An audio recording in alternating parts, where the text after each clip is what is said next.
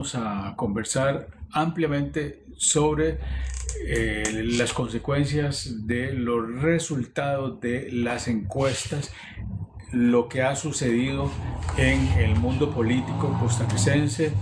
Creo que no tiene precedentes en la historia electoral costarricense, ni los resultados de las encuestas, ni las reuniones entre los demás candidatos. Bueno, no estuvieron todos, estuvieron 4. Y seguro a mí me da la impresión de que hubo otros candidatos que también se pudieron haber reunido por aparte. Es decir, el mundo político se está moviendo, pero nosotros no estamos, y ustedes y nosotros no estamos, digamos, no estamos manejando esa información, ¿verdad? Porque es una elección marcada por temas muy interesantes que yo creo que tenemos que comentar, que tenemos que darle esa particularidad, tenemos que analizarla desde muchos frentes, ¿verdad? No es una elección más. Yo creo que el pueblo costarricense, todos nos hemos dado cuenta de la importancia de su voto el 1 de febrero. Creo que es una elección que está marcada por un electorado más enriquecido. Ahora hemos tomado conciencia, yo creo. Eso ha ayudado mucho, doctor, las redes sociales. Estos canales nos han ayudado a hacer un llamado como electores de que tenemos que tomar una decisión prudente, una decisión pensada, porque verdaderamente el futuro de Costa Rica, esa fecha se va a tomar una decisión a nivel país muy importante. Ahora, yo las 3 encuestas las he recibido con mucha alegría, primero que todo, ¿verdad? De que el trabajo se está haciendo, de que el mensaje está llegando. También la veo como una responsabilidad de que se están haciendo bien las cosas, pero hay trabajo por hacer. Hay mensaje que llega. Ciertas personas descalifican estas encuestas porque las cifras no les es favorable. Ahora salen diciendo de que esas encuestas están mal, la muestra está mal, de que el porcentaje está mal, de que no, como dijo Álvaro Ramos ahí en ese antidebate, de que no levantan el teléfono las personas, de que ahora dijo también en las encuestas las contesta a otro tipo de perfil de ciudadano. No. Yo creo que estas empresas que realizan y universitariamente hablando también, como el CIEP, merecen la seriedad, ¿verdad?, del asunto. Sí. Merecen respeto, y en ese sentido no es culpa de las casas encuestadoras los resultados. Muy bien dicho. Es culpa de una oposición que verdaderamente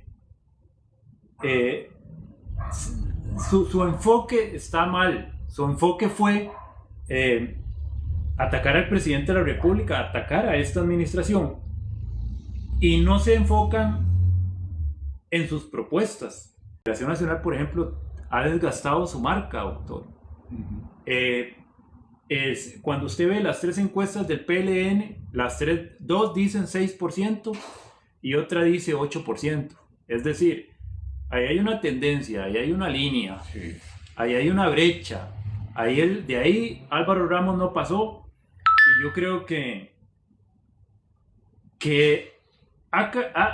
el mensaje ha calado. Por ejemplo, yo siempre llamo a la memoria de que tenemos que recordarnos de casos como Cochinilla, casos como La Trocha, aquí lo tengo, casos como Diamante, que yo creo que el electorado no olvida. Es que... Y que no hay nadie en prisión, ¿verdad? Exactamente, y que no hay nadie en prisión. Sí. Se habló de los casos, se investigó, incluso en La Trocha, Laura estaba exonerada. Exactamente. No le iba a pasar nada. ¿Qué pasó con el caso Diamante? Recuerden que una jueza machotera puso en el expediente introdujo en el expediente una cosa, un comunicado de otro caso, de caso de familia, y eso hizo que el expediente se viniera abajo. Del caso de Diamante no hay acusados ahorita. Yo creo que estos casos de corrupción en el pasado, sumado a que un partido como Liberación, digamos, lo que se ha marcado en los últimos años es por burocracia, por privilegios en el gobierno. Entonces, ellos usan esa institucionalidad, supuesta institucionalidad, para justificar esto. Y ese es el precio, el costo. Cuando usted ve una Liberación Nacional, aquí lo tengo, las 3 encuestas. Álvaro Ramos, digamos, en Opol, 6,58, doctor. En el CIER, 8%. Expo hoy tiene 6%, cuando en noviembre del año pasado la IDESPO tenía 6,6, es decir, pierde 6 décimas. Creo que en este sentido la oposición, su estrategia no va, y ya se dieron cuenta. Ayer viendo ese disque debate que se dio ahí en ese canal de que pertenece a la televisora de Costa Rica. La tomada de tragos. Eso, sí, definitivamente. Y yo creo que estos partidos, definitivamente yo creo que llegamos a una gran conclusión, son enemigos del progreso. Definitivamente partidos como Frente Amplio, como La Unidad, que La Unidad, doctor, es increíble, vos que tenés más colmillo y más experiencia que vos, ver a La Unidad con tal irrelevancia. Sí. Muy interesante. Sí, y con un candidato que no es malo. Aquí no es el candidato.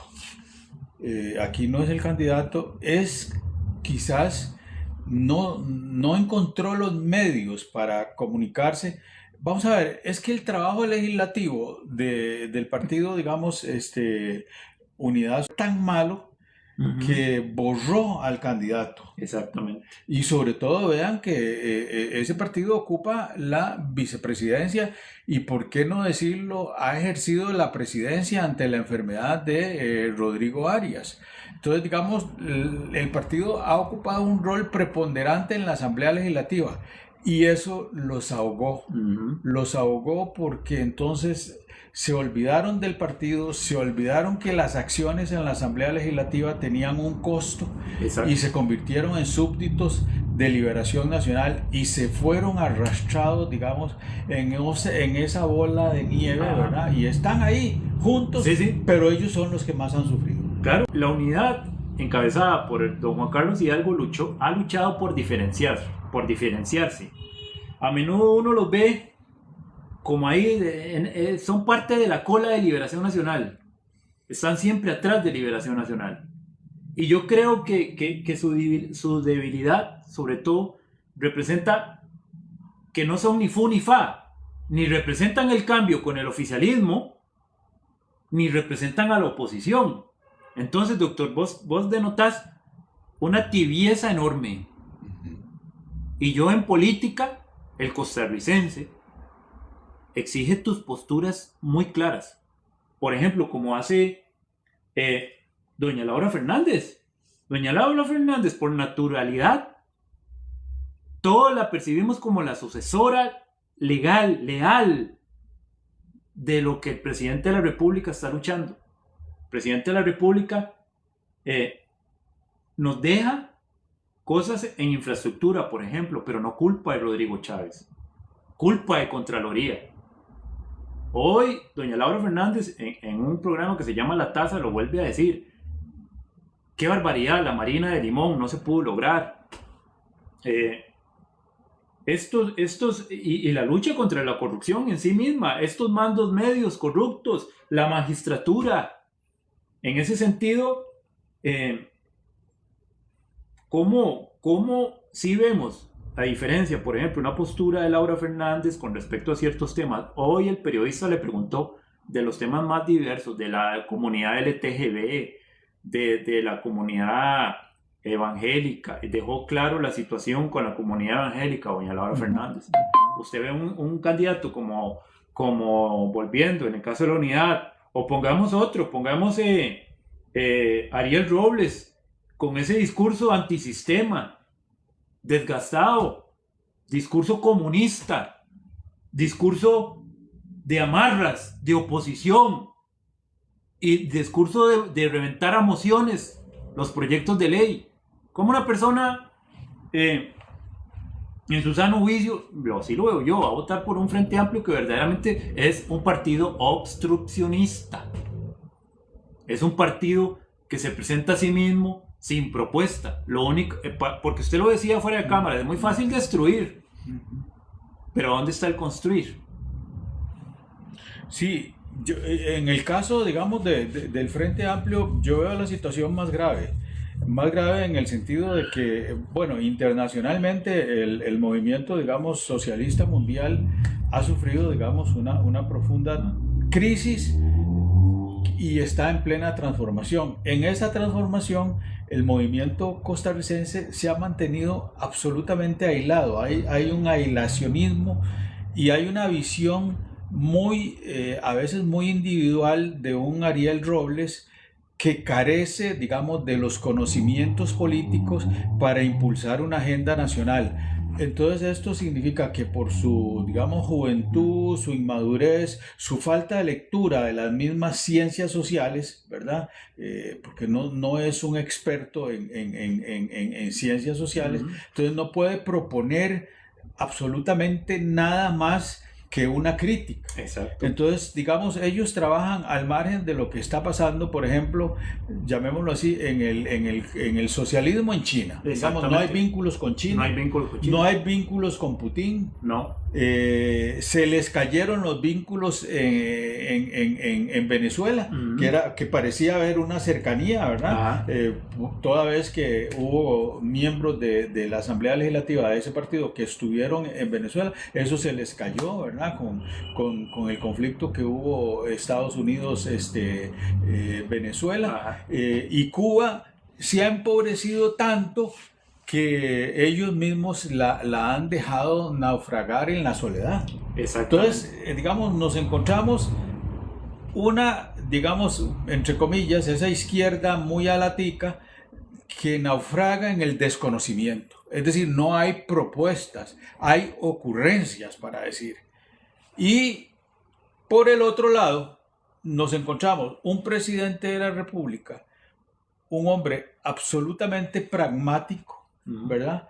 Que se encontró que este país había que rehacer la infraestructura hospitalaria de la Caja Costarricense del Seguro Social, construir hospitales, construir EVAIS, construir rutas. Y entonces, bueno, ayer daba inicio el proyecto allá en Punta Arenas, ¿verdad? El proyecto que había quedado abandonado. Sí, lo retomaron. Entonces lo retomaron. Entonces, digamos, Rodrigo no se metió en la discusión política, se metió a hacer obra, ¿verdad?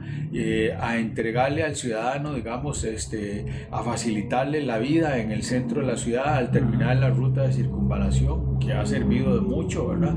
Es que es una ruta que la han construido muchos presidentes, pero que Rodrigo finalmente es el que le está tocando darle el punto final, ¿verdad? A toda esta ruta. Ante todas esas evidencias, no hay, digamos, un proyecto de oposición a eso. No hay nada, absolutamente nada, y no hay, sobre todo, lo más importante, hay una carencia de ideas hacia dónde va el país. Entonces ahí surge un poco el espíritu más tranquilo, digamos, de una joven candidata que dice, no, aquí nos vamos a amarrar al proyecto, digamos, del presidente, hay que seguir construyendo, hay que seguir haciendo Costa Rica, pero también hay que entrarle a los temas como educación, a los temas como salud pública, a los temas de empleabilidad. Y entonces, bueno, sobre ellos, digamos, se ha impuesto de una manera magistral, digamos, la candidatura de Laura Fernández. Y al final, digamos, ella asiste a los debates, va al primer debate y dice, pero dice, aquí no hay con quién discutir. Exacto. Porque si voy es para que ataquen, no a mí, a mí no me pueden atacar, pues yo fui ministra.